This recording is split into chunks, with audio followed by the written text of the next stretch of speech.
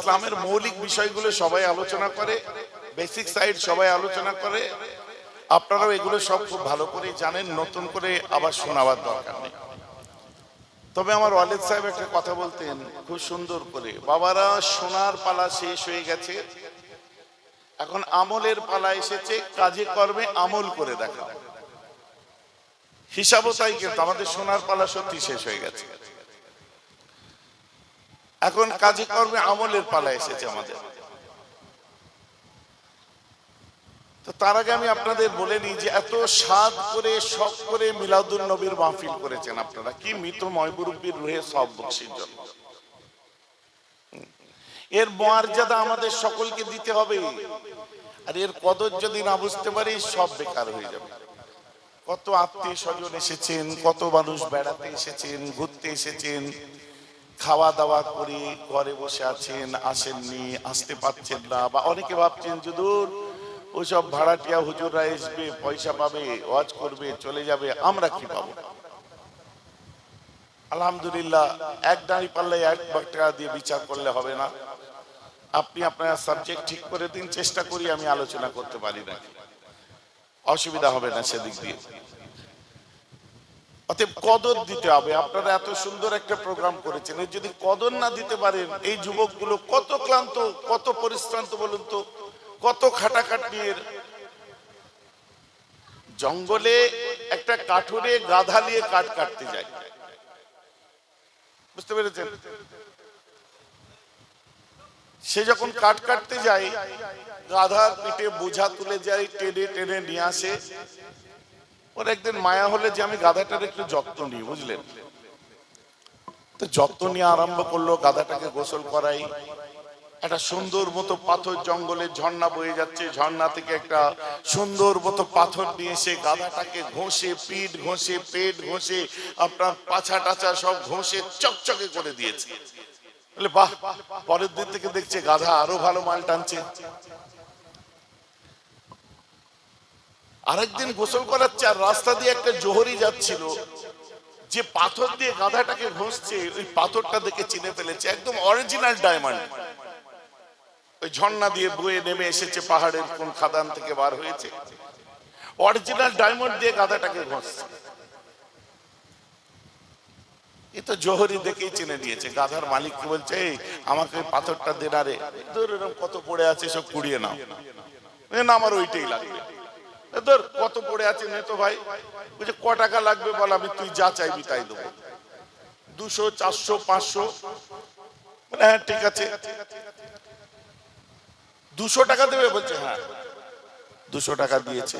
ও দেখছে 10, 20, 30, 40, 50, 100, 120, 200।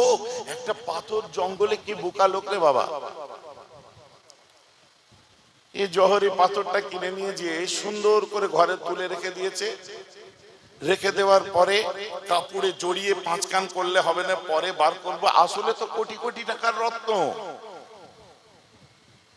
মাসখানিক পরে যখন পাথরটা নামিয়ে কাপড়টা খুলেছে, দেখে ভেঙে চুরমার হয়ে গেছে।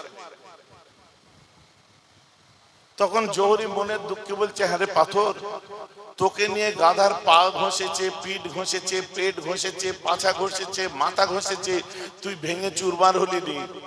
আর আমি তোকে পয়সা দিয়ে কিনে আনলাম, তুই ভেঙে চুরমার হয়ে গেলি।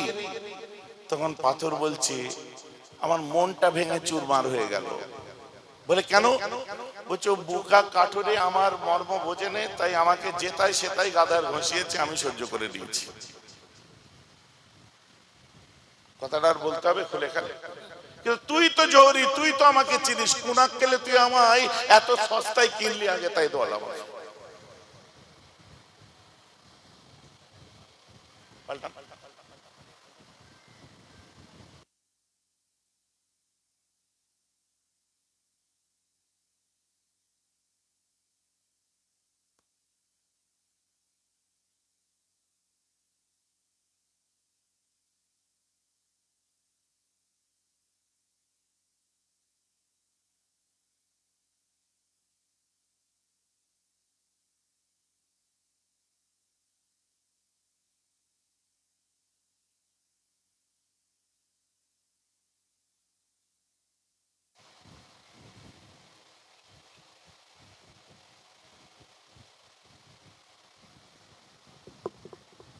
অ্যাডভোকেটকে একবার দত্ত ফোনে, সাকলাইন ফোন করছে, তুলছে না।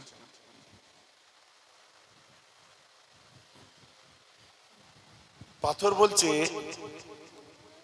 তুই তো জোহরি, তুই তো আমার অরিজিনাল দাম, আমার মর্ম জানিস, তুই কোন আক্কেলে আমায় 200 টাকা অত সস্তা, আমার তোর কাছে আমার মূল্য এত সস্তা, তাই আমার মনটা ভেঙে চুরমার হয়ে গেল, বুঝলি। তাই আমি আপনাদেরকে বলছি, আপনাদের গ্রামের জলসা, আপনারা তো এর মর্ম বোঝেন। ভাই যে আমার কথা বোঝা যাচ্ছে তো নাকি? বাকিটা আকল মাদরা ইশারা কাফি আছে। তো যারা মর্ম বোঝেন আপনারা আসুন না, সবাই মিলে বসে একটু দরুদ পড়ি, একটু সালাম পড়ি। ওয়াজ আবার কি শুনবেন? ওয়াজ তো শোনা হয়ে গেছে, আর নতুন কিছু ওয়াজ বাকি আছে নাকি? সব ওয়াজ করে দেওয়া হয়েছে, একটা কিচ্ছু ওয়াজ বাকি নেই। আপনি বলেন তো এই মজলিসে একটাও কাজ এখন নেই? হয়ে গেল। আপনি বলেন এই মজলিসে একজনের নেই, মাঝে মধ্যে দিয়ে দেয়, বুঝতে পারেননি কি দেয়? বাংলা প্যাকেট 20 টাকা, দাম বেড়েছে কিনা জানেন। এবারে যত দামি যাবে চলে যাওয়া একদম উঁচু পর্যন্ত নেই। এই মজলিসে একজন আছে, আপনি বলেন কোন লিয়া হালাল না হারাম? জোরে বলেন। এর মধ্যে একজনও পণ নাই নেই। আপনি বলুন সুদ খাওয়া হালাল না হারাম? এর মধ্যে একটাও সুদখোর নেই। আপনি বলবেন এইরকম ডাইরেক্ট বললে আপনাকে আর কোনোদিন দাওয়াত করবে না, এই কমিটির দমই নেই আমায় দাওয়াত করবে। আমার ইচ্ছা, আমি এসেছি, 50 লাখ টাকা দিলে আসবো না। রাগ করো না কমিটির ভাইরা, হক কথা শোনার বুকে দম রাখো। বেরাব ভাইকে একবার নয় বারবার পাবে। ভাইজান কথা বুঝতে পারছেন তো নাকি? আপনি বলেন কোন লিয়া হালাল না হারাম? আর সেই বিয়ে যারা পড়ায়, হাসি দেখো, আমিও পড়িয়েছি। ইন্নাল মুমিনা ইযা আযনাবা কানাত মুত্তাকুন সাওদাউ ফি কলবিহি ফাইন তাবা ওয়াস্তাগফারা সুকিলা কলবুহু। হাদিস পাক। আমার রাসূল বলছেন, যখন কোনো মুমিন গুনাহ করে ফেলে, তার হৃদয়ের মধ্যে গুনার কালি দাগ পড়তে থাকে, আবার গুনাহ করে, আবার কালি দাগ পড়ে, আবার গুনাহ করে, আবার কালো দাগ পড়ে, এক পর্যায়ে তার হৃদয়টা কালো সিয়া, মনটা নোংরা হয়ে যায়। তখন সে ভালোটাও খারাপ দেখে, খারাপটাও খারাপ দেখে, কারণ ভেতরটা নোংরা হয়ে গেছে। চাচা বলে কি, ওর ছেলে ইনফিল্ড কিনেছে GT 650, তোমার ছেলে কবে কিনবে? চাচা ভুড়ো কুঁচকে বলছে, কিনলে হবে না তো, যশোর রোডে যেদিন পড়বে ছিটি ছান হয়ে যাবে, বেলচাই করে তুলতে হবে। ওই দেখো ভেতরে মেশিন কালো হয়ে আছে। ওই চাচা দোয়া চাইতে পারতো, আল্লাহ হেফাজত করুক, আল্লাহ যেন রাস্তাঘাটে বিপদ আপদ না দেয়, ছেলেদের শখও মিটুক, আর আল্লাহ যেন ওদের হেফাজতও করুক, এটা মন পরিষ্কার। চাচা ওদের 3 তলা হয়ে গেল, তোমার কবে হবে? ওদের মতো যখন হারামের লোকের মেরে খেতে পারবো, আমি মধ্যে আর কিচ্ছু বলিনি। যখন কামাতে পারবো ওদের মতো পয়সা থাকলে আমারও হতো। এখন চাচা জানলো কি করে ও হারামের কামাই? ব্যাপারটা নয়, তোমার বাড়ি দেখে, তোমার গাড়ি দেখে, তোমার কারেন্টের মিটার দেখে, তোমার ওয়াটার পাম্প দেখে, তোমার এসি দেখে, তোমার বাড়িতে যখন দুমুঠো খেতে গেলে টেনশন করতে হতো, তখন তাকাবার টাইম নেই। এখন আল্লাহ তোমার দিন দিয়েছে, ওর দেখে কলিজা চচ্চর চচ্চর চচ্চর চচ্চর করছে। একবার চচ্চর না, চচ্চর চচ্চর চচ্চর চচ্চর করছে। পাচ্ছে কোথায়, পাচ্ছে কোথায়? হ্যাঁ, তাই বেহরাব ভাই বহু আগে ওয়াজ করেছিল, ধন দিক লোকে খাবে, খোদা না গরিব করে। ইসলামের স্তম্ভ। আপনি বলবেন জানি যে হুজুর, আপনি কমেন্ট বলে আপনি বড় লোকদের হুজুর, ওই জন্য খালি বড় লোক দিয়ে ওয়াজ করে না।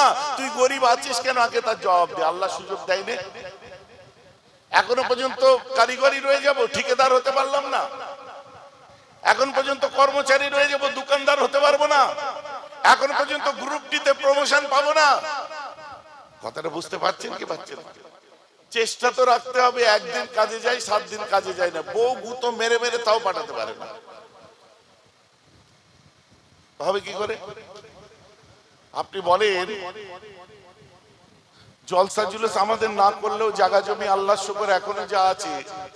এতদিন বলতাম না, এখন তো দেখতে পাচ্ছেন এই ওয়াকফ নিয়ে যখন লড়াই চলছে, পীর আবু বকর প্রপার্টি বার হয়ে আসছে, দাদা হুজুরের প্রপার্টি বার হয়ে আসছে। এখন আজকে বক্তব্য দিতে যেয়ে বলছে সব। আমি মুচকে মুচকে হাসছি।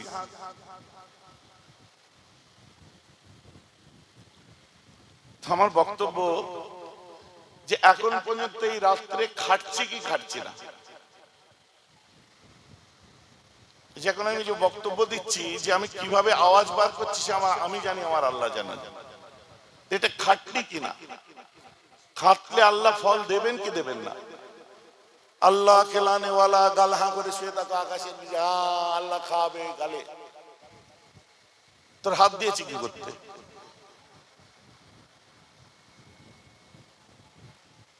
শুনুন, আমার আল্লাহ বলছেন উদউনি আস্তাজিব লাকুম, বান্দা তুই আমার কাছে চা, আমি আল্লাহ তোর চাওয়ার উত্তর দিতে তৈরি আছি। আমরা ঠিক মতো আল্লাহর কাছে চেয়েছি। জোফিল লাইল, রাতে শেষ লগ্নে তাহাজ্জুদের পরে কি কোনোদিন আল্লাহকে বলেছি আল্লাহ গো, আল্লাহ আমাকে ধনী করে দাও, অভাব দূর করে দাও? কারণ ইসলামের 5টা স্তম্ভের 3টেই ঘষে যাচ্ছে, আরো 2টো করার ইচ্ছা আছে।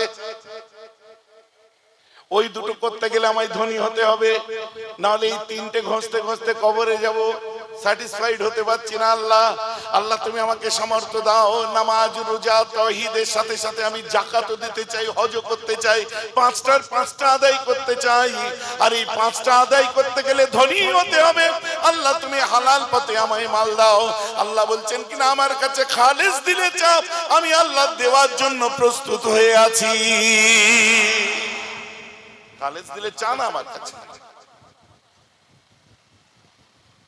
আমরা আগে থেকে অ্যাজুম করে বসে থাকি, ধারণা করে থাকি, অ্যাজাম্পশনের মধ্যে পড়ে আছি, আমরা আস্কিং করি না। দূর আমাদের আর হবে, আমাদের আর দেবে, তুমি চেয়ে দেখেছো? এই অ্যাজাম্পশন, এই অ্যাজুম করছি, এটাই আমাদের শেষ করে দিচ্ছে। রং অ্যাজাম্পশন। আপনি চেয়ে দেখুন। আমার মনে আছে আমি দিল্লি থেকে দেরাদুন একটা প্রোগ্রাম আছে, ইন্টারসিটি এক্সপ্রেসে যাচ্ছি, ওখানে তো প্লেন যায় না। ভোর বেলায় 6:30, শীতের দিন দিল্লি তখন, মানে 6:30 মানে অন্ধকার। ট্রেনে যে বসেছি, আমার পাশে সম্ভবত ওই সরদারদের কোন একটা, মানে পাঞ্জাবিদের মেয়ে বসছিল। তো ওখানে ওই যে জায়গাটা টিকিট দিয়েছে, ওখানে কেক দেয়, বিস্কুট দেয়, পানির বোতল দেয়, একটা ভাঁড়ে চা দেয়, মানে কাগজের এতে। তো সকালে তো কিছু খাওয়ার মুড থাকে না, তো চাটা খুব ভালো করে খেলাম। খাওয়ার পরে বসে আমি চংমং করে তাকাচ্ছি এদিক ওদিক। পাশ থেকে আমাকে জিজ্ঞেস করছে, क्या हो गया भाई साहब? और चाय नहीं मिलेंगे, और चाय नहीं मिलेंगे? भाई साहब भारतीय रेल है, इसमें बजट पास होती है, फिर टेंडर दिया जाता है, वो टेंडर किसी ने लेते हैं, फिर वो दूसरे कोई कैटरर को देते हैं। इसमें तो 2 चाय सब किसी को देगा तो बजट बन नहीं जाएगा, एक ही चाय मिलता है 2। मैंने कुछ यार भाषण देना मेरा काम है, तुम क्यों दे रही हो? तो ছেলেটা পাশ দিয়ে যাচ্ছিল, hello brother, hello, yes sir, एक चाय मिलेंगे? বলছে अभी लाया सर। দেখো কত ধারণা করছিল ভারতীয় রেল দুবার দেবে কিনা, বাজেট বেড়ে যাবে। চা এনে দিল, আমি তাকিয়ে বলছি आपको पीना है? नहीं मेरा पीने का मन नहीं। ভাই যে আমার কথা বুঝতে পারছেন? জিজ্ঞেস করতে দোষ আছে কি? দেবে না দেবে না। যারা প্লেনে যাতায়াত করে, ইকোনমিক টিকিট আছে, একদম লাস্ট টাইমে যান, যে ওদের সাথে কথা বলেন যে এটাকে আমাকে এক্সেলরো থেকে বিজনেস ক্লাসে ট্রান্সফার করে দেন, 85-90% ছাড় দেয়। মানে আপনার 12,000 টাকার খরচাটা একদম নেমে 1,500-2,000 টাকায় চলে আসবে। বুঝতে পারছেন? আপনি যে জিজ্ঞেস করুন না আছে কিনা, যদি না থাকে তো আপনার কাছে তো এমনি টিকিট আছেই আছে। তো আল্লাহর কাছে চান না, যদি না হয় তো আপনি 3টে তো করছেনই করছেন।